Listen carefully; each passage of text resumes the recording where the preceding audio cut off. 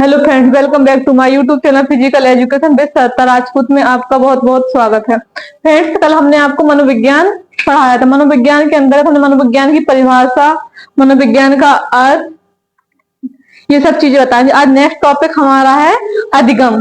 अधिगम जिसे हम हिंदी में कहते हैं सीखना या लर्निंग। अधिगम को हम लर्निंग बोलते हैं। आज का टॉपिक हमारा है अधिगम। अधिगम सीखना। सीखना क्या है? सीखना एक सार्वभौमिक प्रक्रिया है जो जीवन पर्यंत चलती रहती है। बच्चा जन्म से पैदा होते हुए कुछ ना कुछ सीखता है जब तक उसकी मृत्यु नहीं हो जाती है। जन्म से मृत्यु तक जो क्रियाएं बच्चा सीखता है उसे हम अधिगम कहते हैं। सीखना एक व्यापक एवं सार्वभौमिक प्रक्रिया है। यह जीवन पर्यंत चलती है। यह हमारे जीवन पर्यंत चलती है।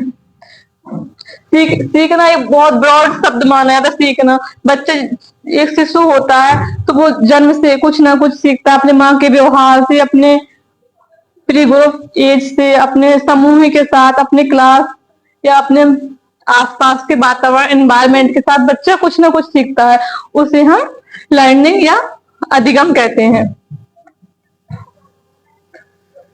एक डेफिनेशन नॉर्मल शब्द में देखते हैं। सीखना एक ऐसी प्रक्रिया है जिसके द्वारा अनुभूति या अभ्यास के फलस्वरूप व्यवहार में अपेक्षाकृत या उपेक्षाकृत स्थायी परिवर्तन होता है।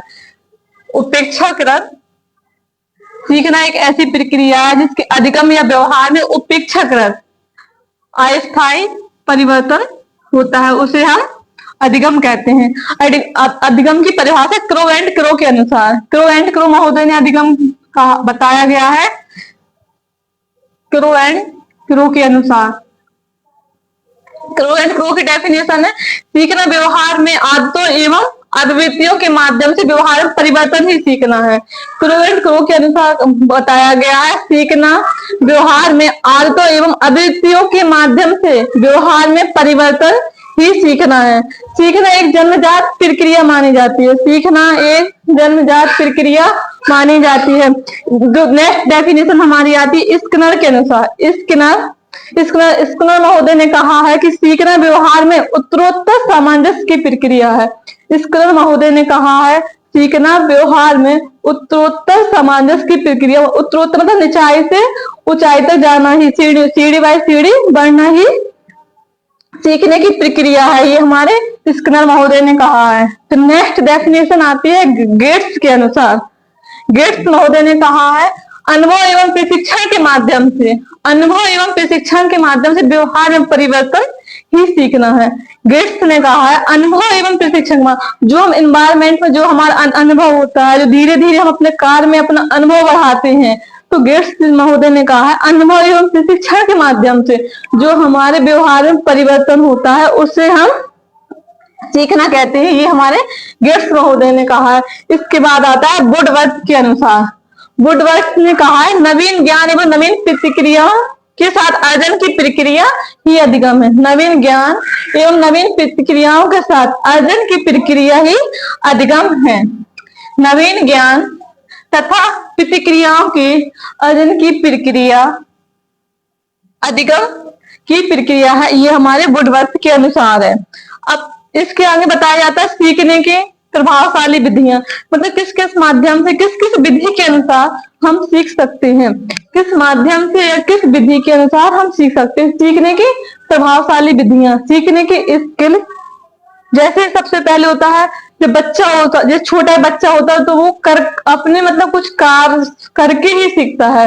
वो देख के सीखता है, वो माँ के किए गए कार्य उनके अनुसरण के अनुसार सीखता है, या प्री ग्रुप में बच्चा अपने क्लास समूह से सीखता है, या समाज में एनवायरमेंट के अनुसार बच्चा सीखता है, या अपने छोटे बड़े भाई बहनों के अनुसार देख के जैसे उसके भाई बहन करते हैं उसी अनुसार एक छोटा सा बच्चा सीखता है। तो पहला है इसके अंतर्गत करके सीखना।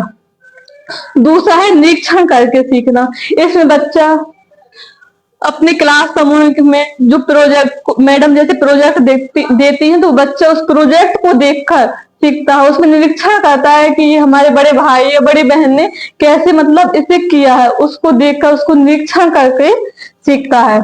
फिर इसके बाद आता है वाद विवाद विधि द्वारा। बच्चा आपस में अपने या कोई व्यक्ति आपस में बात विवाद करता है, मतलब उसमें डिस्कशन करता है, इसे हम वाद विवाद विधि को डिस्कशन मेथड कहते हैं। डिस्कशन करके एक छोटा बच्चा अपने समूह में डिस्कशन करके या अपने बड़े भाई बहन के साथ डिस्कशन करके सीखता है। ये हमारा वाद विवाद मेथड है। तीसरा सम्मेलन विधि, जैसे गांव में देखा है गोष्ठियां होती थी, सम्मेलन होते थे, कवि सम्मेलन होते थे, उसके द्वारा व्यक्ति उस स्थिति में, उस सम्मेलन में, उस गोष्ठी में, उस मतलब शारीरिक सामूहिक में शारीरिक सामूहिक संस्थाएं होती हैं, उनमें उसमें व्यक्ति कुछ न कुछ देखकर सीखता है। नेक्स्ट हमारा आता है 5 नंबर सामूहिक विधि। व्यक्ति एक समूह में रहकर कुछ न कुछ सीखता है। व्यक्ति एक समूह में रहकर कुछ न कुछ सीखता है, ये सामूहिक विधि के अंतर्गत आता है। जैसे क्लास में बहुत सारे बच्चे हैं, उसका एक ग्रुप बना के कुछ कुछ सामने वाले बच्चे ने कहा, कुछ हमारे छोटे या बड़े भाई, मतलब एक बड़ा सा समूह बना के, एक समूह में बच्चे कुछ चर्चा करके वहां बच्चे सीखते हैं। नेक्स्ट होता है प्रोजेक्ट मेथड।